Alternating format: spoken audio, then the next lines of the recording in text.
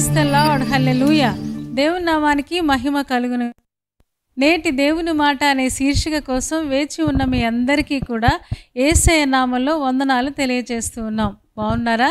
దేవుని మహాకృప, దేవుని మహాదయవలన దేవుడు మనందరినీ సజీవంగా ఉంచి మరలా దేవుని యొక్క వాక్యం వినడానికి సిద్ధంగా ఉంచారు.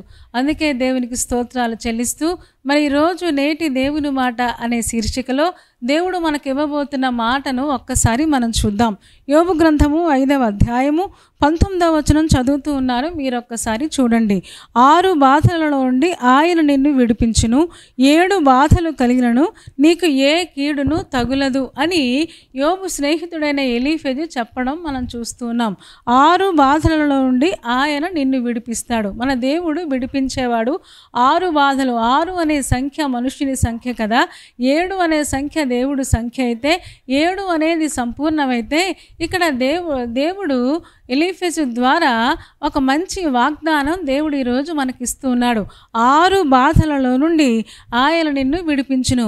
మనుషులకి ఎన్ని బాధలు వస్తాయో అన్ని బాధలు ఒకవేళ మన మీదకి వచ్చినా సరే ఆ బాధలన్నిటిలో నుండి విడిపించగలిగిన సామర్థ్యం కలిగిన వాడు మన నమ్మిన దేవుడు అని ఈరోజు మనం నేర్చుకుంటూ ఉన్నాం. చాలాసార్లు తెలియక భయపడిపోతూ ఉంటాం. నాకైనా ఇన్ని బాధలు అనుకుంటాం, నాకైనా ఇన్ని కష్టాలు అనుకొని చాలాసార్లు విశ్వాసంలో వెనక్కి వెళ్ళిపోతూ ఉంటాం. ఎన్ని బాధలు వచ్చినా మనుషులకి తప్ప మానవులకు వస్తాయా అంటూ ఉంటారు. నిజమే కదా. ఏమంటే మనుషులం కనుక అందులో ఆ విశ్వాసులకు బాధలు ఎక్కువే వస్తాయి. కానీ వీటన్నిటి నుంచి మన దేవుడు విడిపిస్తాడు అని చెప్పడం మనం చూస్తూ ఉన్నాం. 7 బాధలు కలిగినను నీకు ఏ కీడును తగులదు అని చెప్పడం మనం చూస్తూ ఉన్నాం. 7 బాధలు అంటే సంపూర్ణంగా నిన్ను బాధలు చుట్టుముట్టినా సరే, ఒక పక్కన అనారోగ్యాలు, ఆర్థికపరమైన ఇబ్బందులు, మరణకరమైన ఒకవేళ ఈ లోకంలో ఎన్ని బాధలు ఉన్నాయో అవి సంపూర్ణంగా మన మీదకి వచ్చినా సరే ఏ కీడును నీకు తగులదు అని ఆ రోజు ఎలీఫెజు యోబుకి చెబుతూ ఉన్నాడు. అంటే ఆ కీడు వచ్చినా సరే, ఆ బాధలు వచ్చినా సరే, సంపూర్ణంగా చుట్టుముట్టినా సరే దేవుడు తప్పకుండా విడిపిస్తాడు, నడిపిస్తాడు. ఏ కీడు కూడా నీకు తగలకుండా దేవుడిని తిరిగి నిన్ను లేవనెత్తుతాడు అని చెప్పడం మనం చూస్తూ ఆ రోజున దేవుడు యోబును లేపినట్టుగా ఈ రోజున మన జీవితాల్లో కూడా చేయగలిగిన దేవుడు మనం నమ్మిన దేవుడు. ఎందుకు అంటే ఆయన నిన్న నేడు నిరంతరము ఏకరీతిగా ఉన్నాడు అని లేఖనం తెలుస్తుంది. ఒక్కసారి మనం అదే అధ్యాయంలో 20వ వచనం కూడా చదువుదామా?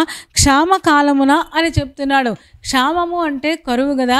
కరువు కాలంలో సజీవంగా ఉంచుతాడు.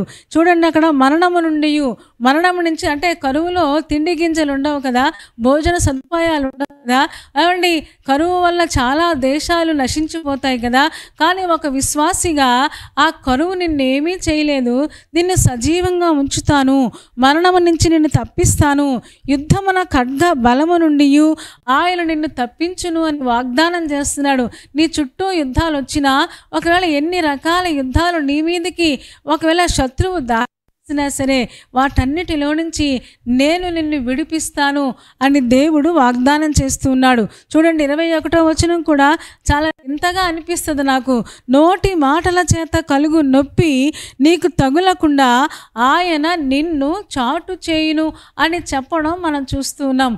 అంటే కొంతమంది అదే పనిగా తిడుతూ ఉంటారు, అదే పనిగా శాపనార్థాలు పెడుతూ ఉంటారు. అవి ఏమీ కూడా నీకు తగలకుండా నేను నిన్ను చాటు చేస్తాను అని మనం బిలాము ఆ ఇశ్రాయేలును శపిద్దామనొస్తే ఆ శాపాన్ని ఆశీర్వాదంగా మార్చేశాడు. చూసారా? ఆ నొప్పి కూడా తగలకుండా దేవుడు మనకు చేస్తాడంట. ఏమండి, బంధువులు లేకపోతే మిత్రులు, స్నేహితులు అనుకుంటూ ఉంటాం, ఒక్కొక్కసారి దూషిస్తూ ఉంటారు. ఆ దూషణలు, శాపనార్థాలు ఏమీ మనకు తగలకుండా ఆ నొప్పి నుండి దేవుడు మనకు చాటు చేస్తాడంట. ఇంకా మనం చూద్దాం. ప్రళయము వచ్చినను నీవు దానికి భయపడవు అని చెప్తున్నాడు. ప్రళయాలు వస్తాయి, అందరికీ వచ్చినట్లే విశ్వాసులకి వస్తాయి. కానీ ఏ ప్రళయం వచ్చినా సరే నువ్వు భయపడవు అని చెప్తున్నాడు. యోబుతో చెప్తున్నాడు. యోబు మీదకి ఎంత పెద్ద ప్రళయం వచ్చింది. ఒకే రోజున పిల్లలు చనిపోయారు, ఒకే రోజున ఆస్తి ఒకే రోజున అనారోగ్యాలు చుట్టుముట్టినాయి. అయినా సరే యోబు చాలా నిబ్బరంగా ఉన్నట్టుగా మనకు తెలుసు. ఎలీఫజ్ ఏం చెప్తున్నాడంటే, ఇన్ని బాధలు వచ్చినా, ఇన్ని కష్టాలు వచ్చినా నువ్వు గనక కొంచెం ఓర్చుకోగలిగితే, నువ్వు గనుక కొంచెం సహించుకోగలిగితే తప్పకుండా తిరిగి మళ్ళీ నువ్వేదైతే పోగొట్టుకున్నావో అవన్నీ నువ్వు పొందుకుంటావు. ఏ సమస్య కూడా నిన్నేమీ చేయలేదు. ప్రతి కీడు నుంచి దేవుడు నిన్ను తప్పిస్తాడు అని చెప్పడం మనం చూస్తూ ఉన్నాం. ఇక్కడ చదువుదామా 22వ వచనం. పొలములోని రాళ్లతో నీవు నిబంధన చేసుకుని ఉందావు, అడవి మృగములు కూడా నీతో సమ్మతిగా ఉంటాయి. అంటే అడవి మృగాల్లాంటి మనుషులు కూడా, ఒక మృగం లాంటి నేచర్ ఉన్న వాళ్ళు కూడా నీతో చాలా స్నేహంగా ఉంటారు, చాలా చక్కగా నీతో మెలుగుతారు అని చెప్పడం మనం చూస్తూ ఉన్నాం. ఇంకా మనం చూద్దామా. నీ డేరా క్షేమ నివాసమని తెలుసుకుంటా నీకు తెలిసి ఉండును. నీ ఇంటి వస్తువులను నీవు లెక్క చూడగా ఏదియు పోయి ఉండదు. అంటే అడవి మృగాలు వచ్చినా, ప్రళయాలు వచ్చినా, కీడొచ్చినా, ఏమొచ్చినా సరే నీ డేరా క్షేమ నివాసం, నీ ఇల్లు క్షేమంగా ఉంటుంది. అంత మాత్రమే కాదు, నీ ఇంటిలో ఉన్న ఏ వస్తువు కూడా లెక్క చూసుకుంటే అన్నీ లెక్కకి సరిపోతాయని వాగ్దానం చేస్తున్నట్టు ఎంత అద్భుతమైన విషయమో కదా. అంటే మన కుటుంబాన్ని గురించి, మన శరీరాన్ని గురించి, మన ఇంటిలో ఉన్న వస్తువుల గురించి కూడా దేవుడు శ్రద్ధ తీసుకుంటున్నాడా అని ఆలోచిస్తే ప్రతి విషయాన్ని దేవుడు శ్రద్ధ తీసుకుంటాడు. నువ్వు భయపడాల్సిన అవసరం ఏమీ లేదు యోబు అని చెప్పడం మనం చూస్తున్నాం. ఇంకా ఏమని చెప్తున్నాడంటే, మరియు నీ సంతానము విస్తారమగుననియు, నీ కుటుంబీకులు భూమి మీద పచ్చిక వలె విస్తరించుదురనియు నీకు తెలియను అని చెప్తున్నాడు. ఏమంటే యోబుకి సంతానమే లేదు కదా, అందరూ చనిపోయారు కదా. కానీ ఈ వాగ్దానం చూస్తే చాలా వింతగా ఉంది. నీ సంతానం విస్తారం అయిపోద్దయా, నీ కుటుంబీకులందరూ కూడా భూమి మీద పచ్చిక లేకపోతే గడ్డి ఎలాగ విస్తరిస్తుందో అంత చక్కగా కళకళలాడుతూ పచ్చగా విస్తరిస్తారు అని చెప్పడం మనం చూస్తూ ఉన్నాం. కాకపోతే అప్పటి వరకు కొంచెం ఓర్పుగా ఉండు, సహనంతో ఉండు.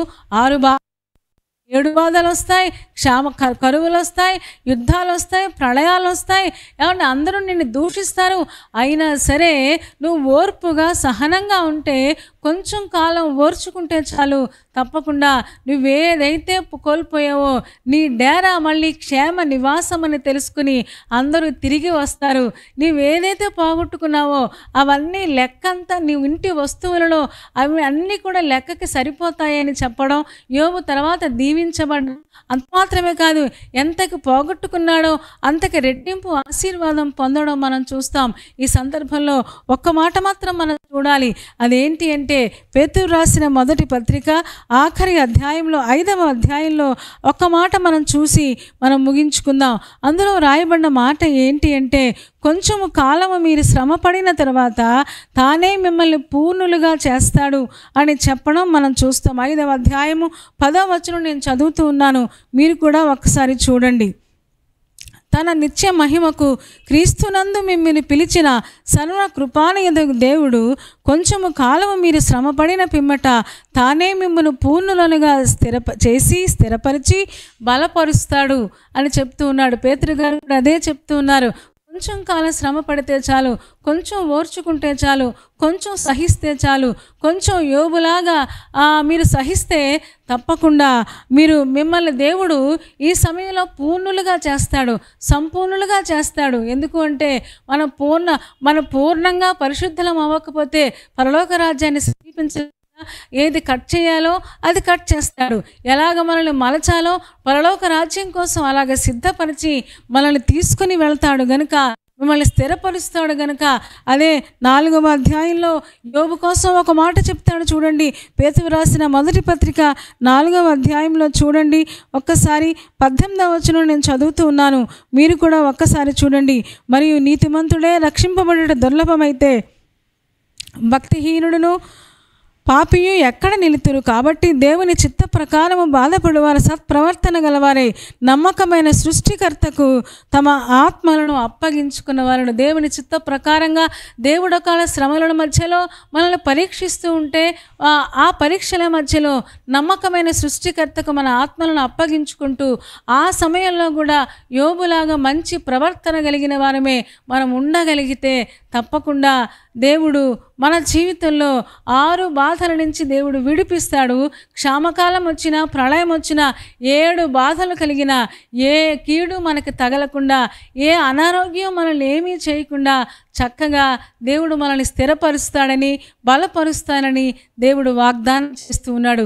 మరి ఈ వాగ్దానం మనందరి జీవితంలో నెరవేరునుగాక. అప్పటి వరకు మనం కొంచెం ఓర్పుతో, సహనముతో, సత్ప్రవర్తనతో దేవునికి ఇష్టలుగా మార్చబడాలని దేవుడు కోరుకుంటూ ఉన్నాడు. అట్టి కృప దేవుడు మనందరికీ దయచేయునుగాక. తలలు వంచండి, కళ్ళు మూసుకోండి, చిన్న మాట ప్రార్థన చేయండి. పరిశుద్ధుడా, ప్రేమ కలిగిన మా తండ్రి, నీ పాదాలకు వందనాలు, స్తోత్రాలు చెల్లిస్తూ ఉన్నాం. నువ్వెంత మంచి దేవుడవు, ఎంత ప్రేమ కలిగిన దేవుడవు నాయన. 6 బాధలు కలిగినా, 7 బాధలు కలిగినా అవి మమ్మల్ని ఏమీ చేయకుండా మాకు సహాయం చేస్తానని మీరు వాగ్దానం చేసినందుకు వందనాలు. అంత మాత్రమే కాదు, మా డేరా క్షేమ నివాసంగా చేస్తానని వాగ్దానం చేసావు. యోబు డేరాను ఎలాగ చేసావో, యోబు కుటుంబాన్ని ఎలాగ చేసావో నాయన, మా యొక్క వస్తువుల లెక్క కూడా చక్కగా సరిపోయేలాగా చేస్తానని వాగ్దానం చేసినందుకు వందనాలు. మా పట్ల ఇంత శ్రద్ధ చూపుతున్నా నీకోసం మేము కొంచెం ఓర్చుకోవడానికి, కొంచెం సహించుకోవడానికి నాయన, నువ్వు పంపించే ఆ యొక్క బాధల మధ్యలో మా సత్ప్రవర్తన ద్వారా నిన్ను సంతోషపెట్టడానికి మాకందరికీ సహాయం చేయమని, మమ్మల్ని అందరినీ పూర్ణులుగా చేయమని నీ కృపకు అప్పగించుకుంటూ ఉన్నాం. చెరివచ్చిన ఒక్కొక్క విశ్వాసిని మీరు దీవించుము. ఈరోజు ఎంతమంది పెళ్లి రోజు, పుట్టినరోజు జరుపుకుంటూ ఉన్నారో వారందరినీ దీవించుము నాయన. శ్రేయస్కరమైన ఆశీర్వాదాలతో నింపండి. అంత మాత్రమే కాదు, ఎంతమంది అయితే నాయన ఎగ్జామ్స్ రాస్తూ ఉన్నారో, ఇంటర్వ్యూలకు వెళుతూ ఉన్నారో వారందరికీ నీ కృపా సహాయం దయచేయము.